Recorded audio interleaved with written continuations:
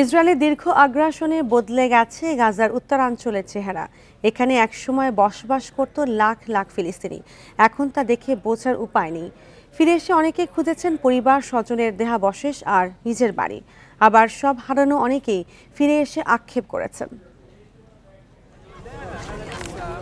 এ যেন রূপকথার গল্পের কোনো ভুতুড়ে নগরী। 15 মাসব্যাপী ইসরায়েলি দখলদারদের চালানো নারকীয় ধ্বংসযজ্ঞে মাটিতে মিশে গেছে গাজার উত্তরাঞ্চল।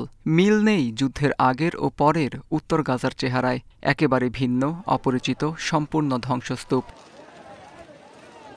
জাতিসংঘের মানবিক সংস্থা OCHA এর তথ্য মতে 15 মাস পর অঞ্চলটিতে ফিরেছে 5 লাখ বাস্তুচ্যুত ফিলিস্তিনি। তবে এখানে প্রাণের কোনো চিহ্ন নেই, তাই অনেকেই আবার ফিরে যাচ্ছেন মধ্যাঞ্চলে।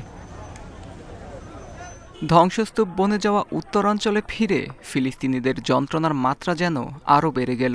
পরিবার ও ভিটাবাড়ি থেকে শুরু করে সব হারিয়েছেন অঞ্চলটির অনেক বাসিন্দা। তাই ফিরে এসেও আক্ষেপ করছেন এসব ফিলিস্তিনিরা। সব ক্লান্তি ও দুর্দশা ভুলে পরিবার ও প্রিয় মানুষদের দেখার আশায় খুব খুশি ছিলাম আমি। তখনই হঠাৎ মনে হলো আমার তো কেউ নেই, কেউ আমার অপেক্ষা করছে না। তাহলে কেন ফিরে এলাম আমি? এখানে আসা আমার উচিত হয়নি। তবুও সব প্রতিকূলতা এড়িয়ে নিজ বাড়িতে ফিরছেন নিপীড়িত গাজাবাসী। অনেকের চোখ ধ্বংসস্তূপের দিকে, প্রত্যাশা পরিবার স্বজনের দেহাবশেষ খুঁজে পাওয়ার। বাস্তুচ্যুতির শিকার ফিলিস্তিনিরা আবারও বসতি গড়বেন এই ধ্বংসপ্রাপ্ত ভূমিতেই।